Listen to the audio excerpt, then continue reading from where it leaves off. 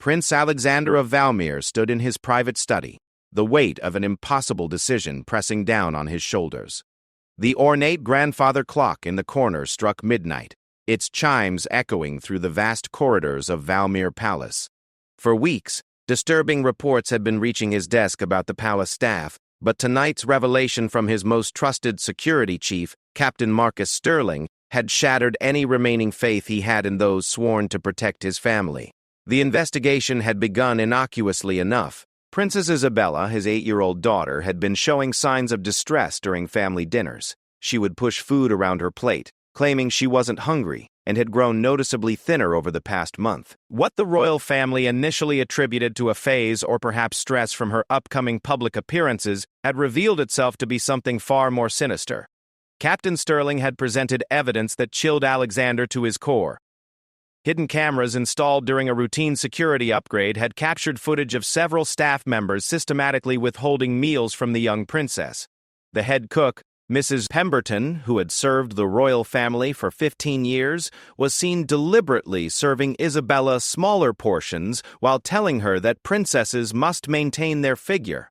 The governess, Miss Adelaide Hartwell, had been instructing other staff to forget to bring the princess her afternoon snacks, claiming it was character building. But perhaps most shocking was the discovery that the princess's personal attendant, Sarah Chen, had been selling exclusive information about the royal family's private moments to tabloid journalists. The money she received was substantial enough to make her complicit in a scheme that put the princess's well-being at risk. Phone records showed conversations where Chen discussed Isabella's eating habits with reporters, describing her as demanding and spoiled, when in reality the child was simply asking for basic meals. Alexander's hands trembled as he reviewed the evidence folder. Photographs showed his daughter's lunch tray being taken away after only 10 minutes, long before she could finish eating. Voice recordings captured staff members laughing about how easy it was to manipulate the princess's schedule to skip meals. Most heartbreaking were the diary entries found in Isabella's room, written in her careful child's handwriting, where she wondered why the helpers didn't seem to like her and why she felt hungry so often. The prince's wife, Princess Elena, had been traveling extensively for charity work, unaware of the situation developing at home. Alexander had shouldered most of the parenting responsibilities during this time, but his demanding schedule of state duties meant he relied heavily on the palace staff to ensure Isabella's daily needs were met. The betrayal felt personal and devastating. Captain Sterling explained that the conspiracy seemed to stem from a combination of factors. Some staff members resented the recent budget cuts that had eliminated certain positions, while others had been influenced by Mrs. Pemberton's old-fashioned beliefs about child discipline. Sarah Chen's motivation appeared purely financial, as she struggled with gambling debts that made the tabloid payments irresistible. As Alexander processed this information, he realized the scope of changes needed. This wasn't just about firing a few problematic employees. The entire palace culture needed transformation. The traditional hierarchy that had protected these staff members from scrutiny had enabled the abuse to continue undetected. Isabella's own reluctance to complain about adults in authority had prevented her from speaking up sooner. The prince made his decision with the dawn.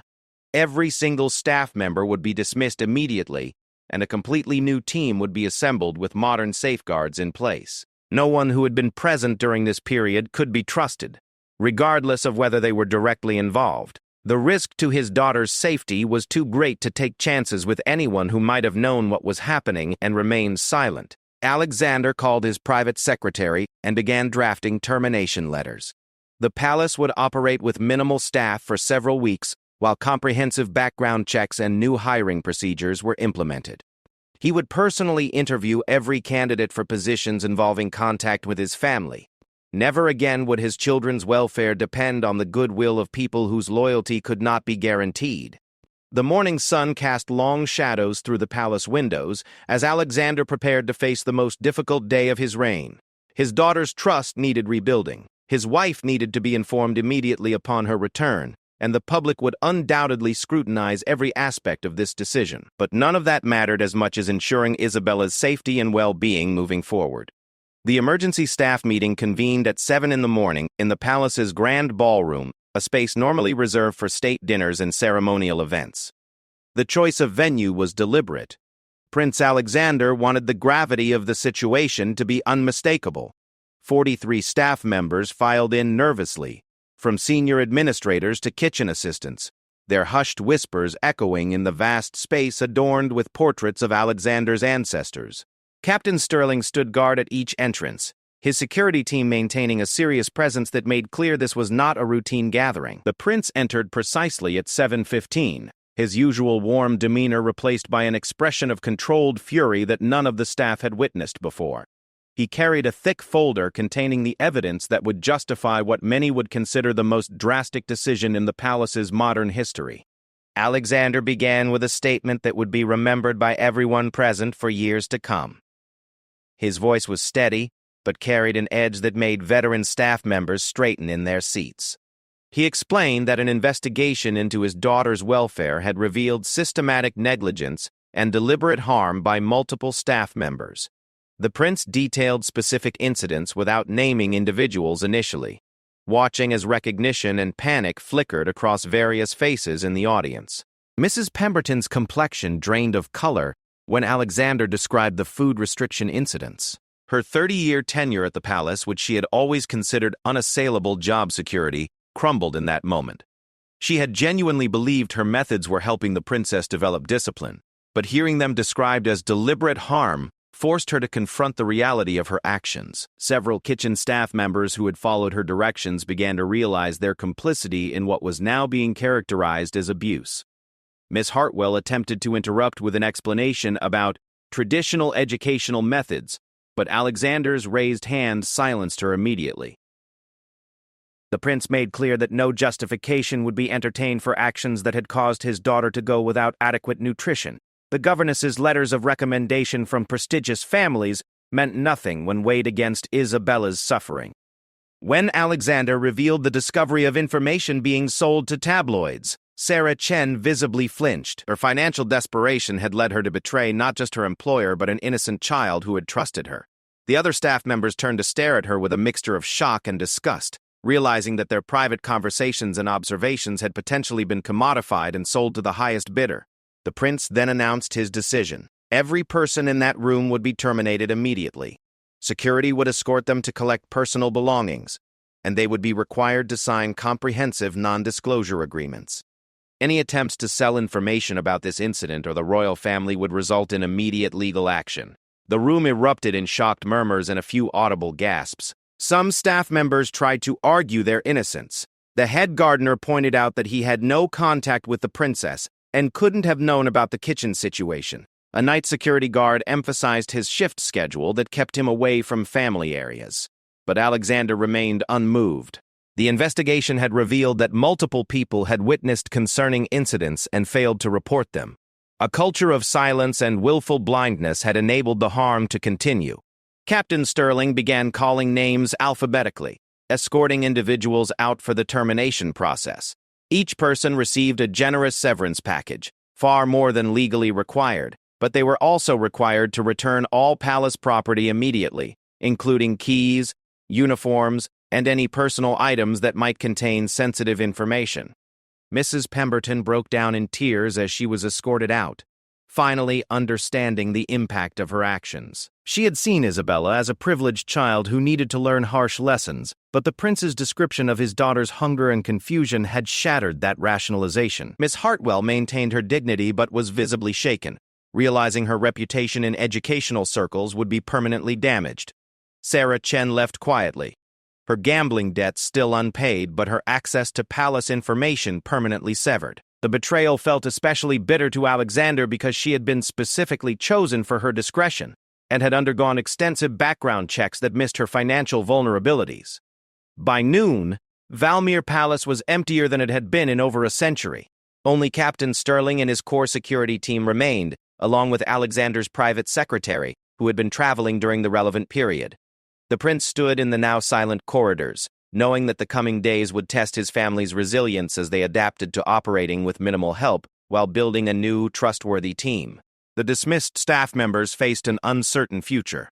Word of their termination would spread quickly through the small community of people who worked for noble families, and their prospects for similar employment were now severely limited. Some would struggle financially, others would need to completely change careers, and all would carry the weight of knowing their actions or inaction had contributed to a child's suffering. Alexander spent the afternoon reviewing applications from a professional staffing agency that specialized in high-security domestic placements. Every potential employee would undergo psychological evaluations, financial background checks, and intensive interviews designed to identify any factors that might compromise their loyalty or judgment. The new palace culture would prioritize transparency, with clear reporting procedures for any concerns about family welfare. Princess Isabella sat in her father's study, her small frame dwarfed by the large leather chair that had been pulled close to his desk. The conversation that followed would be one of the most important in her young life, though she couldn't fully comprehend its significance at the time. Prince Alexander had spent hours considering how to explain the morning's events to his daughter without traumatizing her further or destroying her ability to trust the adults in her life. The prince began gently, asking Isabella about her recent meals and whether she had been feeling hungry. The 8-year-old's responses confirmed what the investigation had revealed. She had been told repeatedly that good princesses don't ask for extra food, and that feeling hungry was normal for girls who want to stay pretty. These toxic messages had been internalized to the point where Isabella believed her constant hunger was a personal failing rather than the result of deliberate deprivation. When Alexander explained that the adults who had been caring for her had made serious mistakes, Isabella's first reaction was to blame herself. She worried that she had been bad and caused the helpers to be angry with her. This response highlighted how deeply the psychological manipulation had affected her self-perception. The prince spent considerable time reassuring his daughter that none of the adults' behavior was her fault, and that she had done nothing wrong by feeling hungry or wanting adequate meals.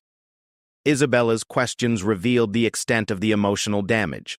She asked whether the new helpers would also think she was too demanding if she finished her meals. She wondered if other princesses had to prove they deserved food by being extra good. Most heartbreakingly, she asked whether her mother would be disappointed to learn that Isabella had been causing trouble while she was away. Alexander realized that rebuilding his daughter's confidence would require more than just ensuring adequate nutrition going forward. The princess needed to relearn that her basic needs were valid and that adults in her life should be trusted to meet those needs without conditions. He made a commitment to eat every meal with Isabella for the foreseeable future, ensuring she felt safe to eat freely and ask for what she needed. The prince also discovered that Isabella had been keeping a secret stash of crackers in her bedroom, hidden beneath her mattress. When he asked about this, she explained that Mrs. Pemberton had told her that princesses who ate between meals would become fat and ugly.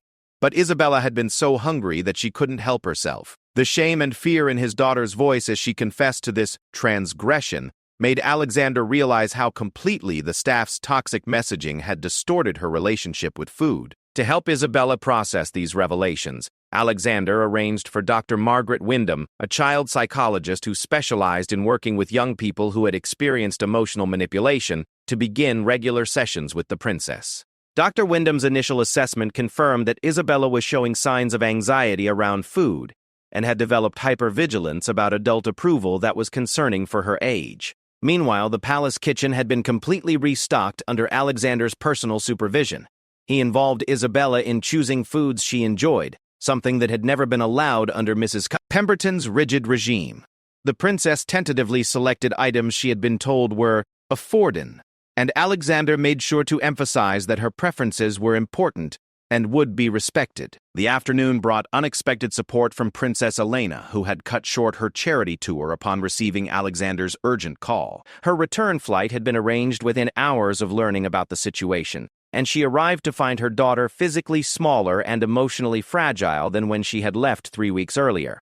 Elena's guilt about being absent during the crisis was compounded by her realization that the demanding travel schedule had prevented her from noticing the warning signs. Elena's medical training proved invaluable in assessing Isabella's physical condition. The princess had lost nearly 8 pounds, a significant amount for a child her size, and showed signs of mild malnutrition, including brittle hair and fatigue. Elena immediately implemented a careful nutrition plan designed to restore Isabella's health without overwhelming her digestive system, which had adapted to the reduced food intake. The royal couple spent the evening discussing how to prevent similar situations in the future. They realized that their traditional approach of trusting senior staff members to manage household operations had created dangerous blind spots. Elena suggested implementing regular check-ins with their children about their daily experiences, creating opportunities for them to report problems without fear of consequences. Isabella's bedtime routine that night included something new, a promise from both parents that she would never have to worry about having enough food again.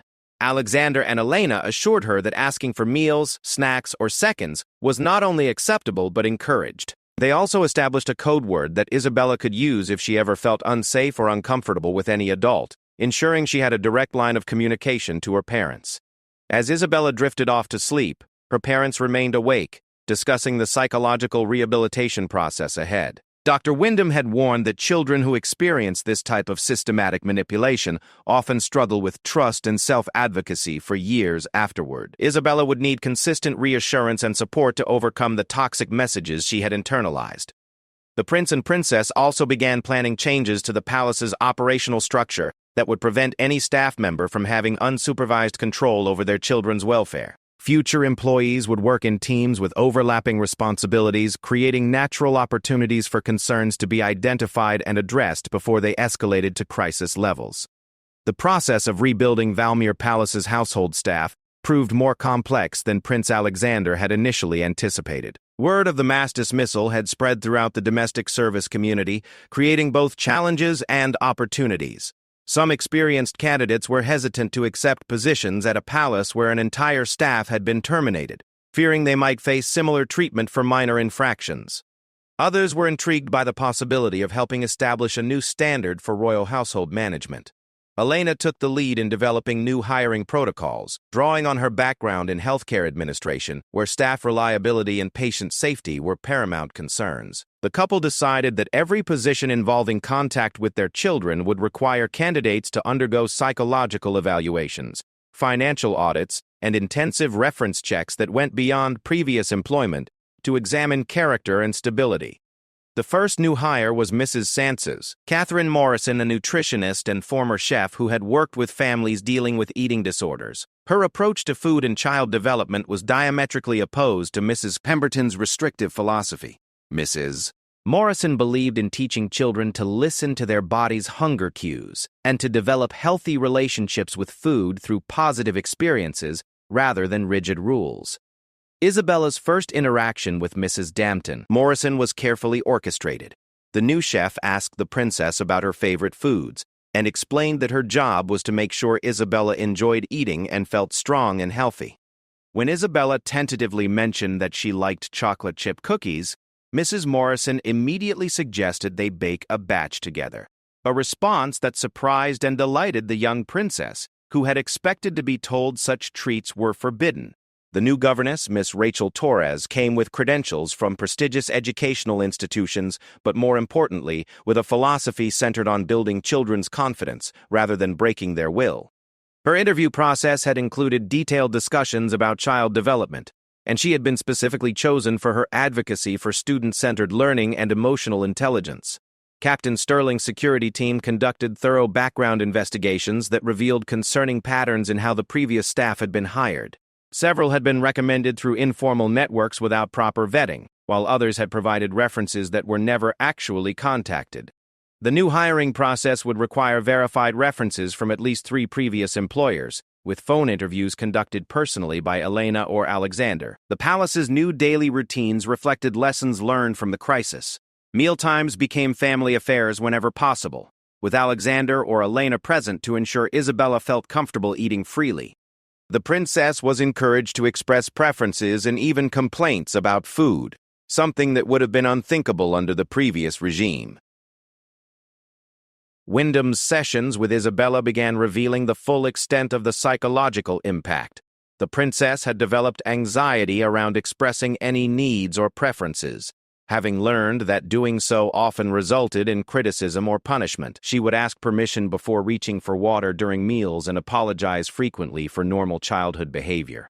Recovery would require months of patient work to rebuild her confidence. So, the media attention surrounding the staff changes had been intense but carefully managed.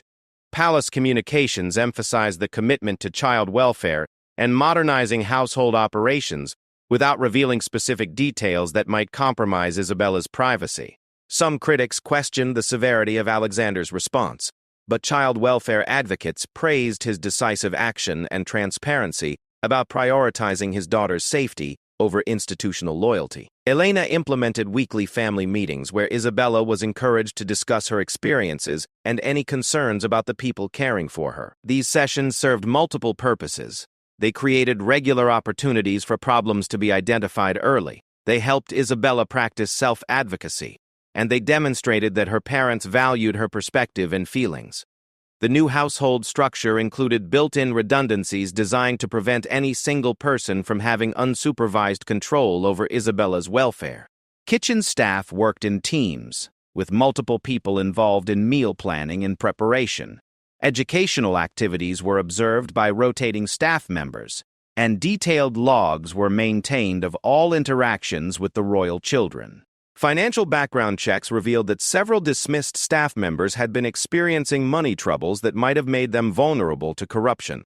The new hiring process included credit assessments and financial counseling resources for employees who might be struggling, addressing potential problems before they could compromise their judgment or loyalty. Mrs. Morrison's approach to rebuilding Isabella's relationship with food involved education about nutrition in age-appropriate ways. The princess learned about how different foods helped her body grow strong and smart, replacing the shame-based messaging she had received with positive associations.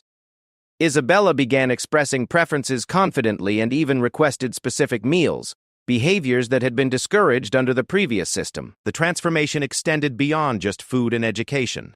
Isabella's daily schedule was restructured to include more unstructured time for play and creativity, activities that had been minimized in favor of rigid lessons and protocol training.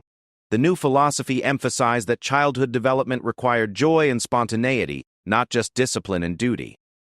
As weeks passed, physical signs of Isabella's recovery became evident.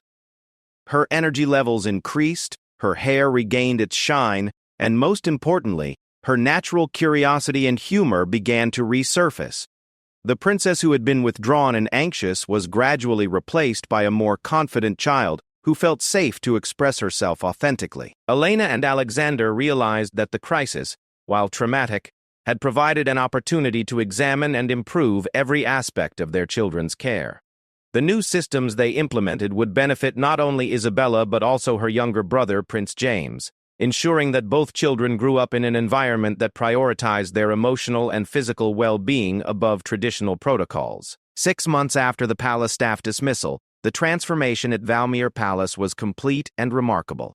Princess Isabella had regained the weight she lost, and more importantly, had redeveloped a healthy relationship with food and trust in the adults caring for her.